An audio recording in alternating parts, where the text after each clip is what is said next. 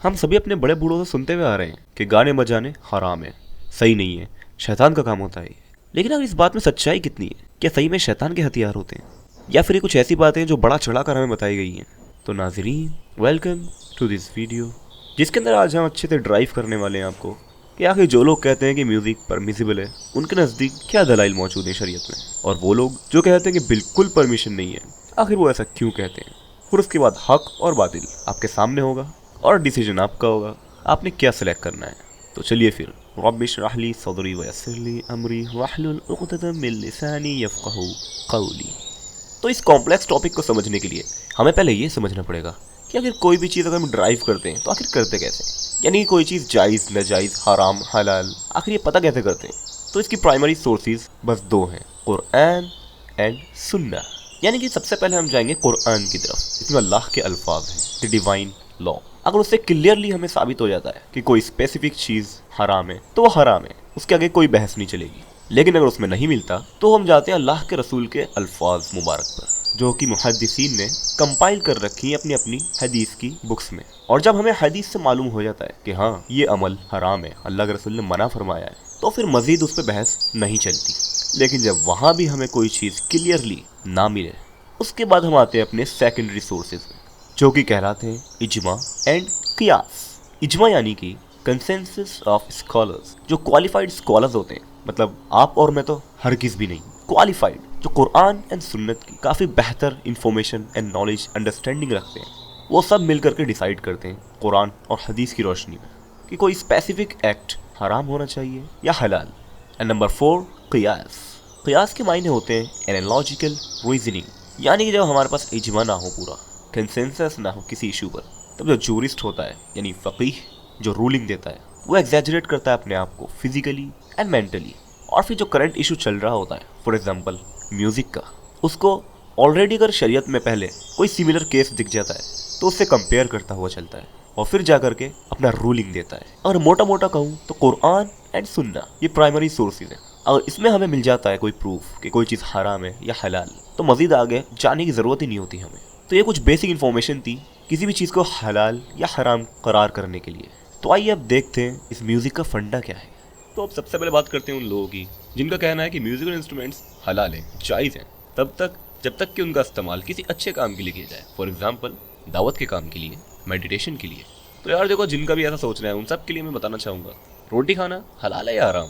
अब आप कहोगे यार कैसी बातें कर रहा है, कौन मना करता है रोटी खाने से? बिल्कुल सही बात है। फिर मैं कहूँ चिकन खाना हराम है या हलाल, आप कहेंगे ये भी कैसी बात कर रहा है बेवकूफ़ी वाली, जाहिर सी बात है हलाल है। लेकिन अगर मैं कहूँ कि झटके का गोश्त खाना कैसा है, यानी कि वो जिस पे गैरुल्लाह का नाम लेकर के कुर्बान किया जाए, ये वो तरीका जो कि इस्लाम हमें सिखाता है कुर्बानी का, उससे हट कर हो, जाहिर सी बात है कोई भी ऐसा गोश्त जिस पे गैरुल्लाह का नाम लिया जाए या फिर उसको इस्लामिक तरीके से हलाल ना किया जाए, ज़िबा ना किया जाए, स्लॉटर ना किया जाए, वो हराम हो जाएगा हमारे ऊपर खाना। तो वहीं आपको मैं प्लेट में एक तरफ चिकन दूँ झटके का, दूसरी तरफ रोटी दे दूँ जो कि जायज़ है, और कहूँ लीजिए आपके लिए खाना, तो क्या वो आप खाएंगे? क्या आपके लिए वो हलाल हो जाएगा? रोटी तो हलाल है, तो फिर आप खा क्यों नहीं सकते उसको? Same goes with musical instruments. दावत का काम वेरी गुड, मेडिटेशन ओके, लेकिन साथ में म्यूजिकल इंस्ट्रूमेंट्स का यूज़ करना और कहना कि अच्छे काम के लिए इस्तेमाल हो रहा है, ये बात हजम नहीं होती कुछ, क्योंकि म्यूजिकल इंस्ट्रूमेंट्स हराम है और दावत का काम करना म्यूजिकल इंस्ट्रूमेंट्स की आड़ में ये हलाल नहीं कर देता है हमारी इस मेंटालिटी को। अब आप पूछेंगे कि यार म्यूजिकल इंस्ट्रूमेंट्स हराम है, आखिर कैसे कह सकते हो, कोई दलील तो पेश करो। देखिए, जो सभी दलील पेश करते हैं मैं भी वही दलील पेश करना चाहूँगा, लेकिन अच्छे से एक्सप्लेन करते हुए। And so subscribe. सबसे पहले चलते हैं अपने प्राइमरी सोर्सेज की तरफ, जो कि है कुरान। कुरान के अंदर हमें कहीं नहीं मिलता है गाने के बारे में कि हराम है कि हलाल है, बजाएं कि नहीं बजाएं। लेकिन सूरह लुकमान की आयत नंबर 6 के अंदर में कुछ ऐसे अल्फाज मिलते हैं जहाँ पर हमारे स्कॉलर्स मुफस्सिरीन बताते हैं कि गाने बजाने वाले जो इंस्ट्रूमेंट्स होते हैं, यानी ढोल बाजा गिटार सितार पियानो एटसेट्रा, इन सब की तरफ इंडिकेशन दिया जा रहा है, जिसकी उर्दू ट्रांसलेशन कुछ यूँ है। और लोगों में बाज़ ऐसे हैं जो बेहुदा हकायतें खरीदते हैं ताकि लोगों को खुदा के रास्ते से गुमराह करें। यही लोग हैं जिनको सलील करने वाला अज़ाब होगा।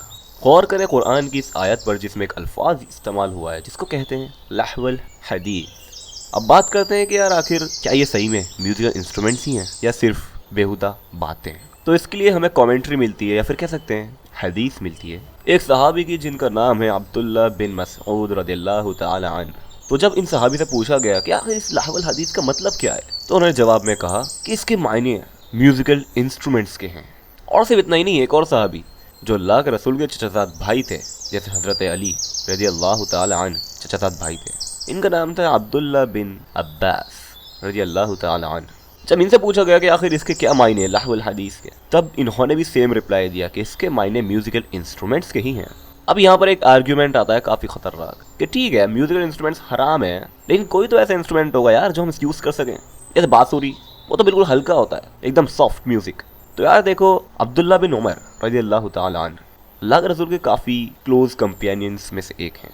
एक दफ़ा जब वो अल्लाह के रसूल के साथ सफ़र कर रहे थे, सफ़र के दौरान अल्लाह के रसूल ने कुछ आवाज़ें सुनी बांसुरी की, म्यूजिकल इंस्ट्रूमेंट की।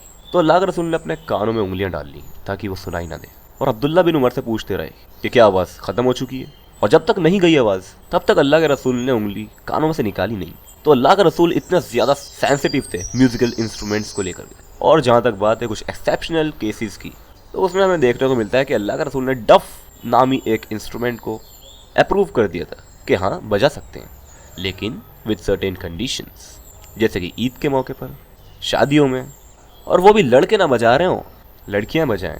तो इन सारे सबूतों को मद्देनज़र रखते हुए एक इंटेलेक्चुअल पर्सन ये ज़रूर समझ जाएगा कि म्यूज़िकल इंस्ट्रूमेंट्स की जगह इस्लाम में है तो नहीं जनरली, लेकिन कुछ एक्सेप्शनल केसेस ज़रूर हैं जहाँ पर परमिशन मिल जाती है।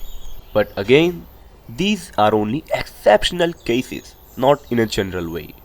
अब हमें इसके बारे में एक और आर्ग्यूमेंट मिलता है कि ठीक है यार म्यूज़िकल इंस्ट्रूमेंट्स हराम है, लेकिन वो लोग तो सहाबा थे, ताबई थे, हम तो वो नहीं हैं।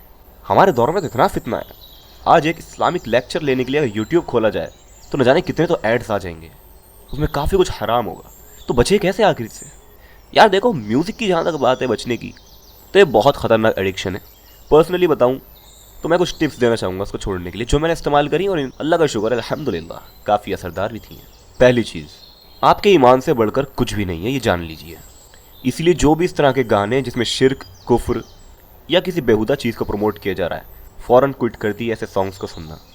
फॉर एग्जाम्पल 3 इडियट्स मूवी का एक गाना है जो काफ़ी मशहूर हुआ था उस टाइम में, और आज भी उसे काफ़ी सुना जाता है, जिसकी एक लाइन कुछ यूँ है, चाहे तुझको रब बुला ले, हम न रब से डरने वाले, राहों में डट के खड़े हैं हम। यानी कि हम इसके अंदर कह रहे हैं कि हमारे दोस्त को अगर हमारा रब बुलाना चाहेगा तो हम अपने रब से लड़ेंगे, डरेंगे नहीं, और दोस्त को वापस लाएंगे। हालांकि वो हमारा रब जो कुल कायनात का मालिक है, जो कुन कहता है और फ़ौरन वो काम हो जाता है, हम उससे पंगा लेने की सोच रहे हैं। अस्तगफिरुल्लाह, नऊज़ु बिल्लाह। तो सबसे पहले इस तरह के जो गाने हैं प्लीज़ उनको क्विट कर दिए। दूसरा, जब आप इतना कर लें तो फिर अपने आप को म्यूज़िक से वोकल्स पे शिफ्ट कर लीजिए। वोकल्स उस टाइप की म्यूज़िक को कहते हैं जिसमें कोई भी म्यूज़िकल इंस्ट्रूमेंट्स का इस्तेमाल नहीं होता, बैकग्राउंड में हमिंग्स प्रोड्यूस की जाती हैं, यानी कि जो मुंह से आवाज़ निकाली जाती है एक लय के अंदर, जिसके बारे में अल्लाह के रसूल की हमें हदीस भी मिलती है कि वो शख्स हम में से नहीं जो कुरान को अच्छी आवाज़ से नहीं पढ़ता। तो कुरान को अच्छी आवाज़ से पढ़ना ये भी काफ़ी ज़्यादा ज़रूरी है, और डॉक्टर इस्तार अहमद का भी इस पर एक कोट मिल जाएगा। यहाँ तो मौसीकी की रिवायत है, हमारे सूफियों ने मौसीकी इख्तियार कर दी, काहे के लिए? वो अल्लाह के बंदो, कुरान से बड़ी मौसीकी कोई नहीं थी। द डिवाइन म्यूजिक, तुमने इस मौसीकी के अंदर लोगों को पागल किया, धमाल खेलते हैं और उन्हें हाल आता है क्या? The vocals are permissible with certain conditions given by the scholars, and आप उस पर शिफ्ट हो सकते हैं अगर आपको कुछ ज़्यादा ही एडिक्शन है गानों का। फिर जब आप वोकल्स पे आ जाएं तो आएगा आपका थर्ड स्टेप। कोशिश कीजिए कि किसी तरह से इसको भी छोड़ दें और सिर्फ जब भी आपका मन करे कुरान ही को सुना करें, या कुछ ऐसी पोएम्स जिसके अंदर कुरान की बात हो रही है, अल्लाह के दीन की बात हो रही है, जो आपको जगह जगह मिल जाएंगी अरबिक लैंग्वेज के अंदर। तो ये मेरे कुछ 3 अप्रोचेस थी पर्सनल, जो मैंने चाहिए मैं आपसे शेयर करूं ताकि आप भी म्यूज़िक को छोड़ने में कामयाब हो जाएं। And the last but not least, there is a much difference between hearing and listening. तो अगर आप कहीं जाते हैं, किसी मॉल में, रेस्टोरेंट में, वहाँ आपको दिखता है म्यूज़िक चलता हुआ, गाने बजाए जा रहे हैं, तो कोशिश कीजिए अपने आप को डाइवर्ट करने की और बिल्कुल भी उधर फोकस मत कीजिएगा, इंशाल्लाह आपको उसका गुनाह भी नहीं मिलेगा। तो ये थी हमारी आज की वीडियो, जिसमें हमने सबसे पहले जाना कि आखिर कोई चीज़ कैसे ड्राइव की जाती है, हलाल या हराम। फिर हमने जाना कि म्यूज़िकल इंस्ट्रूमेंट्स हराम है या हलाल और क्यों, और ये भी जाना कि जो लोग क्लेम करते हैं कि इसका इस्तेमाल कर सकते हैं फॉर अ गुड कॉज, वो क्यों कहते हैं। और जैसा कि मैंने आपसे कहा था, हक और बातिल आपके सामने होगा اور بس آپ کو ڈیسیجن لینا ہوگا کہ آپ کو کس کے ساتھ چلنا ہے. So strive in the path of اللہ سبحانہ و تعالی اینڈ ڈو یور بیسٹ. آپ کے لیے ہم بھی دعا کریں گے اور آپ بھی اپنی دعا ضرور کیجیے گا. اس ویڈیو کو لائک کرنے کے بعد دوسروں تک ضرور پہنچائیے گا تاکہ وہ بھی اس ویڈیو کو دیکھیں اور آگاہ ہو جائیں. ملتے ہیں ایک نئی ویڈیو میں. ٹل دین فی امان اللہ.